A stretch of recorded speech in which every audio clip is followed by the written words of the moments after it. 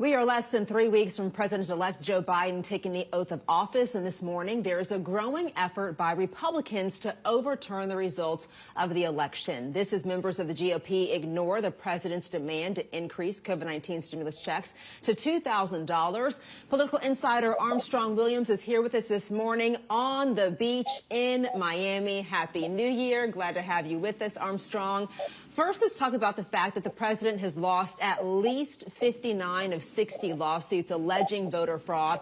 So why do you think Republican lawmakers are still going to contest the certification of the electoral votes in a couple of days? Obviously, it's politics, Adrianna, and it's a very interesting precedent in the Constitution. The Supreme Court has denied the president.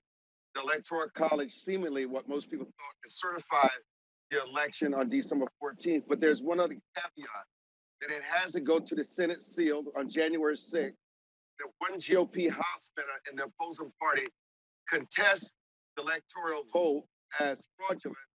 And if one Republican senator crosses over, which is now Senator Josh Hawley, then it has to go to a debate and a vote in both the House and the Senate. Mitch McConnell made it clear after December 14th that he called and acknowledged Joe Biden as president-elect, and he asked that none of his Republicans in the Senate cross the aisle to join Republicans in what he considered to be a farce, because he believes that Biden is the president-elect. But this is really interesting because more Republicans in the House, you have Republicans in the Senate.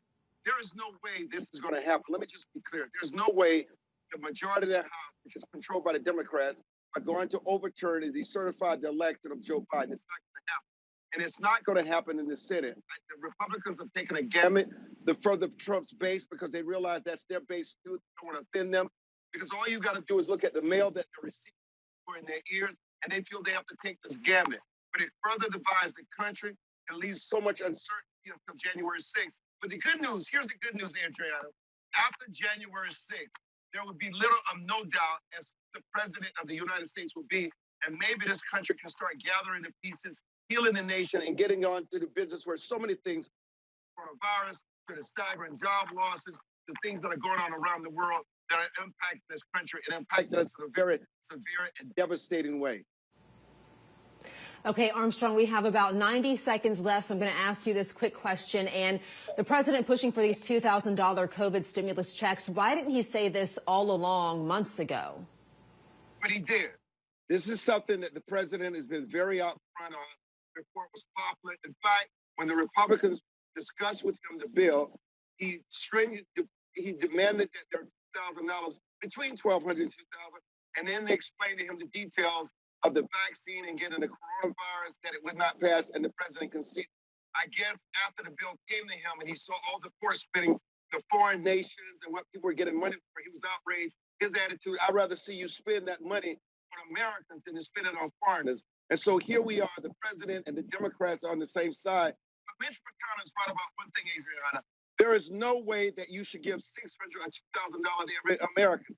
There are Americans that really need this money. And how do you differentiate from those that need it and those that don't? That process was never in place. You don't give somebody a 6,000-page bill to knock before you vote, and they don't have a chance to read the details. I'm willing to bet you that 95% of them had no idea what was in this bill, and this is where we find ourselves today.